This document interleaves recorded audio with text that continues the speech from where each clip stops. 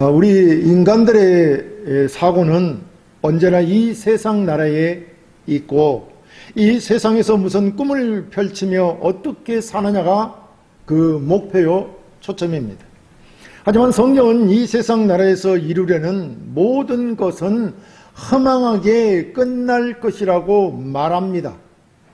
그래서 성경 전도서에 보면은 솔로몬은 전도자가 이르되 헛되고 헛되며 헛되고 헛되니 모든 것이 헛되도다.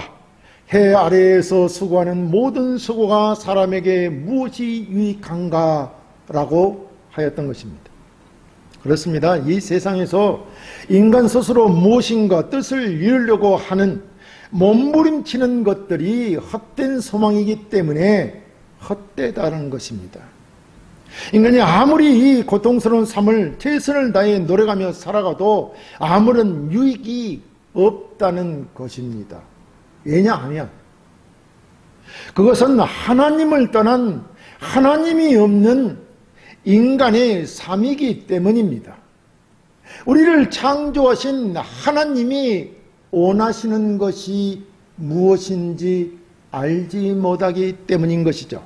자, 그러므로 우리는 영원한 나라에 대한 참된 소망을 가지고 믿음으로 이 세상을 살아가야 그 삶이 유익하고 참된 삶인 것입니다.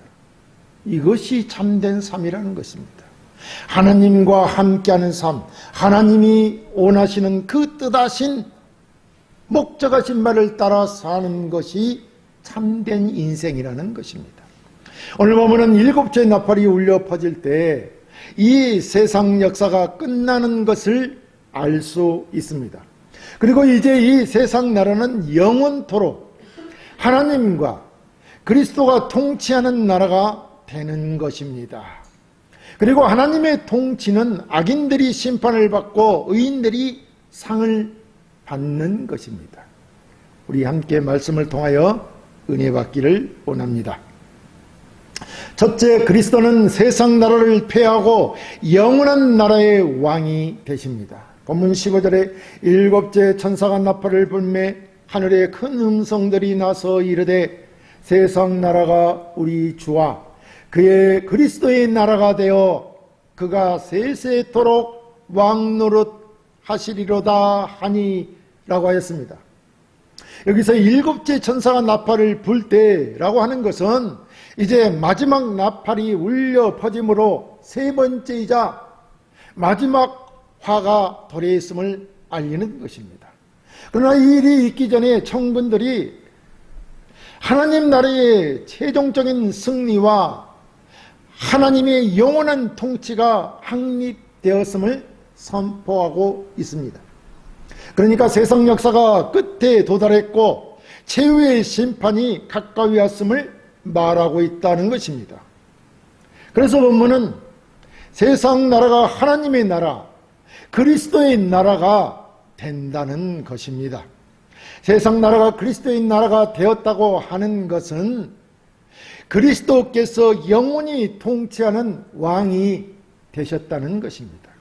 시편 2편에 보면 내가 나의 왕을 내 거룩한 산 시온에 세웠다 하시리로다. 내가 여호와의 명령을 전하노라. 여호와께서 내게 이르시되 너는 내 아들이라. 오늘 내가 너를 낳았도다. 내가 구하라. 내게 구하라. 내가 이방 나라를 내 유업으로 주리니 내 소유가 땅끝까지 이르리로다. 네가 철장으로 그들을 깨뜨리며 질그릇같이 부수리라 하시도다 라고 하였습니다. 하나님께서 왕을 세웠는데 그는 하나님의 아들이며 이제 이방의 통치는 끝이 나고 그리스도의 세계가 도래했음을 말하고 있습니다. 이 세상의 권세자들의 세상은 끝이 나고 주님의 친히 통치하시는 세상이 온 것입니다. 그런 나라가 된 것입니다. 그리고 이 세상의 주권자들처럼 이 세상 역사에서 통치하시다가 사라지는 그런 잠깐 동안의 왕이 아니라 영원한 통치자가 되시는 그리스도가 왕이 되신다는 것입니다. 영존하시는 왕이시라는 것입니다. 왜냐하면 그것은 하나님의 최후 승리로 이 세상 나라를 심판하셨기 때문입니다. 그래서 새하늘과 새 땅인 하나님 나라가 도래했기 때문에 그리스도께서 세세토록 왕노릇 하신다는 것입니다. 사실 오늘날도 이 세상은 끊임없이 인간의 통치가 이루어지고 있기 때문에 하나님 편의 그리스도인들은 핍박과 환난 가운데 살아가고 있는 것입니다. 그렇지만 믿음을 끝까지 지키는 자들에게는 종국의 하나님 나라에서 그리스도와 함께 왕노릇할 놀라운 축복이 기다리고 있음을 잊지 말아야 할 것입니다. 사실 성경은 하나님의 나라가 세상 나라를 완전히 멸망시킬 것을 예언하고 있습니다. 그 예언한 말씀은 다니엘을 통하여 하셨는데 다니엘서 2장 44절에 이 여러 왕들의 시대에 하늘의 하나님이 한 나라를 세우시리니 이것은 영원히 망하지도 아니할 것이요 그 국권이 다른 백성에게로 돌아가지도 아니할 것이요 도리어 이 모든 나라를 쳐서 멸망시키고 영원히 설 것이라 라고 했습니다. 모든 이방 나라들을 쳐서 멸망시키고 하나님이 세우실 나라, 그 나라는 영원히 서게 될 나라는 하나님 나라인 것입니다. 그래서 예수님께서는 지상사역을 하는 동안 사탄이 와서 나에게 경배하면 천하만국을 주겠다고 유혹했지만 그 유혹을 뿌리치셨습니다. 그 유혹을 물리치시고 그의 사역을 완성하셨던 것입니다.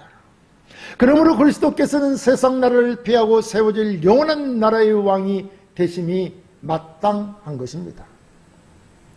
그리스도께서는 이 하나님 나라에는 우리가 거할 초소가 많다고 하셨습니다. 그리고 우리 주님의 통치는 세상의 왕들처럼 결코 중간에 끝나는 것이 아니라 영원할 것입니다. 그렇기 때문에 우리는 어떤 박해와 환난에도 항상 하나님 나라에 대한 소망을 가지고 믿음으로 살아가야 할 것입니다. 둘째, 24 장로들은 주의 왕적 권능을 찬양합니다. 본문 16, 17절에 하나님 앞에서 자기 보좌에 앉아있던 24 장로가 엎드려 얼굴을 땅에 대고 하나님께 경배하여 이르되 감사하옵나니 옛적에도 계셨고 지금도 계신 주 하나님 곧 하나님이시니요 친히 큰 권능을 잡으시고 왕노릇 하시도다 라고 하였습니다. 여기 24 장로들이 자신들의 보좌에서 내려와 얼굴을 땅에 대고 엎드려 하나님께 경배와 찬양을 드립니다.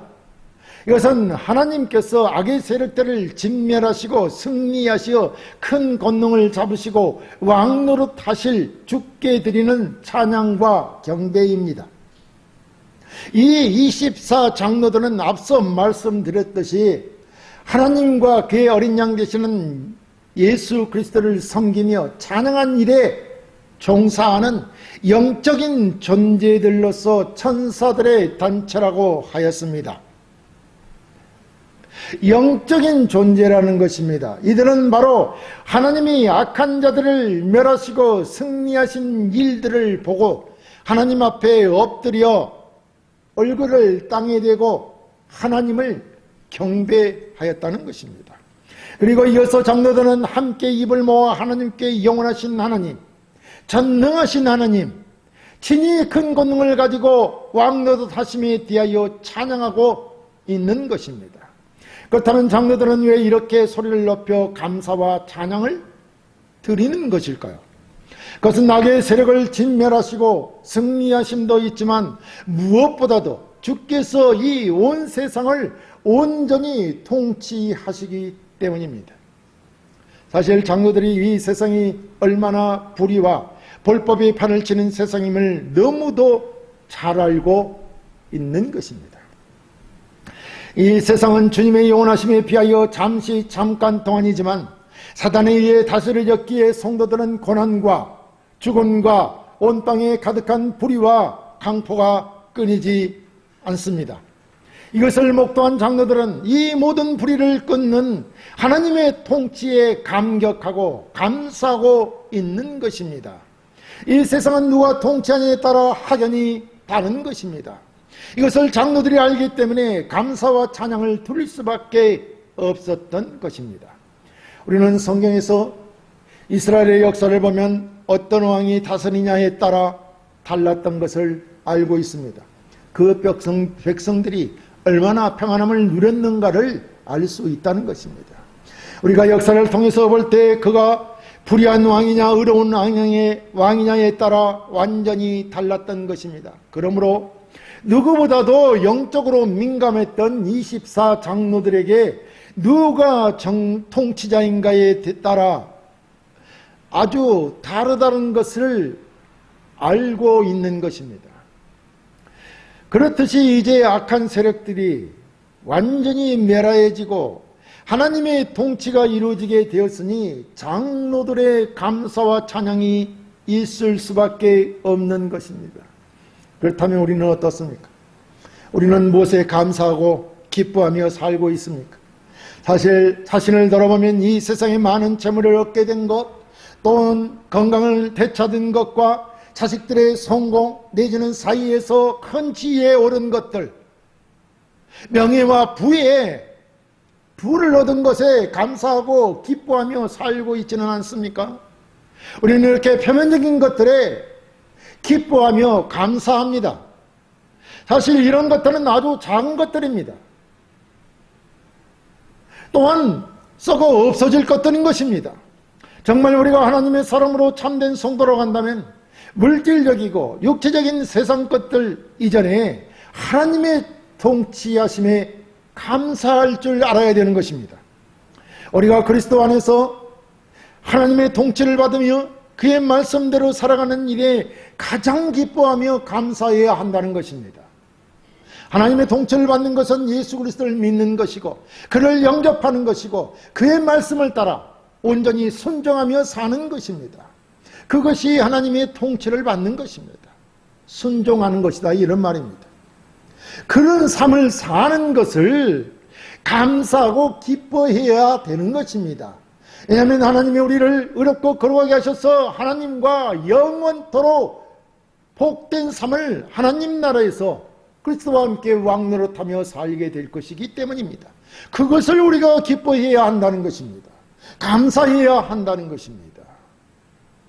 그리스도 안에서 그의 통치로 보호받으며 사는 것이 우리 인간의 가장 근본적이고 완전한 삶이기 때문입니다. 그러므로 주의 통치 안에 있는 성도는 이 세상에 잠깐 동안의 희로애락에 흔들려서는 안 될 것입니다. 우리는 이렇게 24 장로들이 자신들이 앉은 보좌로 인해 기뻐하는 것이 아니라 그리스도의 왕적 권능으로 통치하심을 찬양했다는 것을 생각해야 합니다.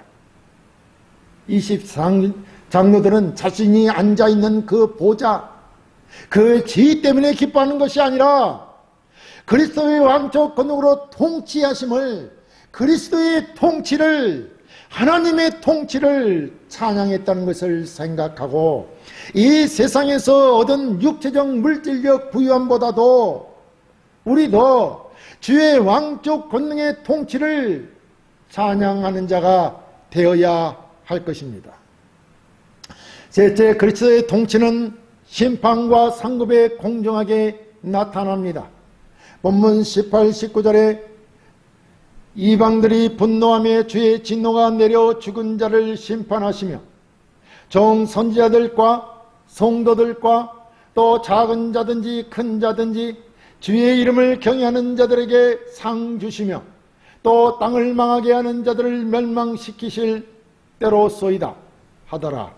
이에 하늘에 있는 하나님의 성전이 열리니 성전 안에 하나님의 언약궤가 보이며 또 번개와 음성들과 우레와 지진과 큰 우박이 있더라 라고 하였습니다. 앞서 24 장로들은 하나님의 통치, 그리스도의 통치, 즉 하나님의 나라의 도래를 알려주었습니다. 이제는 그 하나님의 통치, 즉 하나님으로부터 오는 모든 고난을 이임받은 그리스도께서 어떤 방식으로 통치가 진행될 것인지를 우리에게 알려주고 있습니다. 여기서 이방인들이 분노하매라고 했는데, 이런 하나님의 존재와 그의 통치를 거부하는 이방의 안고함을 보여주는 것입니다. 이 이방은 이 세상의 임금을 자처했던 열방들을 말합니다. 이들의 분노 위에 진노를 쏟아붓는 것이 하나님의 통치, 즉 그리스도의 통치의 시작입니다. 그래서 그리스도의 통치는 이방들에 대한 종말적인 심판으로 시작되는 것입니다. 믿지 않는 이방 나라, 즉 열방들이 분노하여 서로 힘을 합쳐 하나님께 대항하여서 주님의 진노가 이방들 위에 임하는 것입니다. 그래서 그리스도의 통치는 먼저 이방들의 죽은 자들을 심판하십니다. 여기서 죽은 자는 영적으로 죽은 자로서 그리스도를 믿지 않는 불신자들을 말합니다. 그러니까 마지막 심판 때에 영적으로 죽은 모든 불신자들은 하나님의 보좌 앞에서 심판을 받게 되는데, 믿는 신자들은 심판을 받지 않는다는 것입니다. 우리 믿는 자들은 마지막 심판 때의 불신자들과 같이 심판받지 않는다는 것을 우리는 확신을 가지고 주를 믿어야 되는 것입니다. 왜냐하면 믿는 자는 영생을 얻었고 심판에 이르지 아니하고 사망에서 생명으로 옮겼다고 우리 주님께서 말씀하셨기 때문입니다. 요한복음 5장 24절에 뭐라고 했습니까? 내가 진실로 진실로 너희에게 이르노니 내 말을 듣고 또 나 보내신 이를 믿는 자는 영생을 얻었고 심판에 이르지 아니하나니 사망에서 생명으로 옮겼느니라 라고 하였습니다. 또 그리스도의 통치는 주의 이름을 경외하는 자들에게 상을 주십니다. 여기서 상을 받을 자들은 주의 종인 선지자와 성도들, 그리고 주의 이름을 경외하는 자들입니다. 선지자들은 특별히 하나님의 일꾼들로 부르심을 받은 자들이며, 성도들은 성전한 삶을 살아가는 자들을 말합니다. 세상과 구별된 삶을 살아가는 사람들을 성도라고 하는 것입니다. 그들을 말하죠. 이런 분들은 어떤 위치에 있든지, 어떤 상황, 어떤 지위, 큰 자든지 작은 자든지, 어떤 위치에 있든지, 어떤 지위에 있든지, 어떤 상황에 처해 있든지, 세상의 온갖 박해 가운데서도 하나님을 경외하고 믿음을 지킨 사람들로서 하나님께서 구원뿐만 아니라 상도 주신다는 것입니다. 그렇다면 모든 성도들은 그리스도가 통치하는 나라에서 영광 중에 상도 받게 될 것이라는 겁니다. 그리고 마지막으로 그리스도의 통치는 땅을 파괴하는 자들을 멸망시키신다는 것입니다. 여기서 땅을 파괴하는 자들이란 땅에서 제약을 심어 범죄케 하는 바벨론이나 짐승, 뱀, 거짓 여자들과 같은 사단과 그 사자들을 말합니다. 사단이 수종드는 자들을 말합니다. 악한 자들을 말합니다. 저 사람들은 사탄의 조종을 받아서 세상을 타락시켜 거룩한 하나님의 백성들을 유혹하며 멸망으로 인도했기 때문에 하나님의 심판을 받아 이왕으로 타는 불못에 던져 영원히 멸망당하게 하는 것이 그리스도의 통치인 것입니다. 이렇게 악인들은 심판하시고 이 땅을 멸망케 하는 자들은 스스로 멸망당하게 하는 것이 그리스도의 통치의 공평함이라 할 것입니다. 이렇게 악한 자들을 심판하시고 의인들, 의를 행하는 자들, 선을 행하는 자들에게는 상을 주시는 게 공평함이라 이 말입니다. 그래야 하나님의 나라가 임할 때 모든 것이 공평하게 바로잡힐 것이고 의인들은 신원을 받을 것이며 악인들은 그 행한 대로 합당한 벌을 받는 것입니다. 그래야 하나님 나라가 임할 때 진정 주의 이름을 경외하고 믿음으로 살았던 성도들은 온전히 하나님 앞으로 나가게 될 것이며 악인들은 말할 수 없는 무시무시한 형벌을 받을 것입니다. 그래서 하늘에 있는 하나님의 성전이 열리면 성도들은 누구나 아무런 방해 없이 하나님 앞으로 기쁘고 즐거운 마음으로 나아가게 될 것입니다.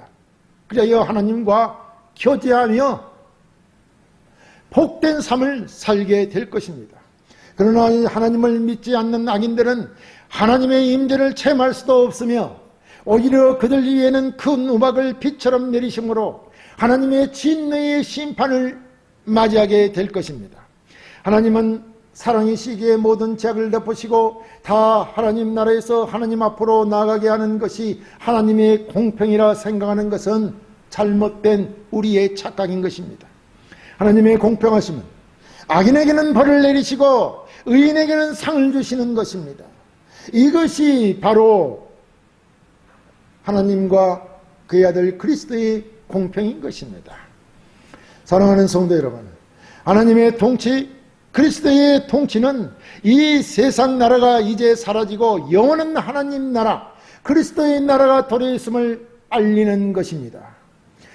그리고 그 나라에서는 그리스도께서 큰 권능으로 영원토록 다스리게 될 것입니다. 그래서 우리는 하나님 나라에서 그리스도의 영원한 통치를 찬양해야 하는 것입니다. 그리스도의 통치는 죽은 불신자들을 심판하시고 땅을 멸망케 했던 사탄과 그의 종들을 멸망케 하시며 주를 기쁨으로 섬긴 자들에게는 상을 주시는 공평함으로 나타날 것입니다. 그러므로 우리 성도들은 하나님 나라에서 그리스도의 영원한 통치를 기뻐하고 소망하며 이 땅에서는 믿음으로 승리하는 자들이 되어야 할 것입니다.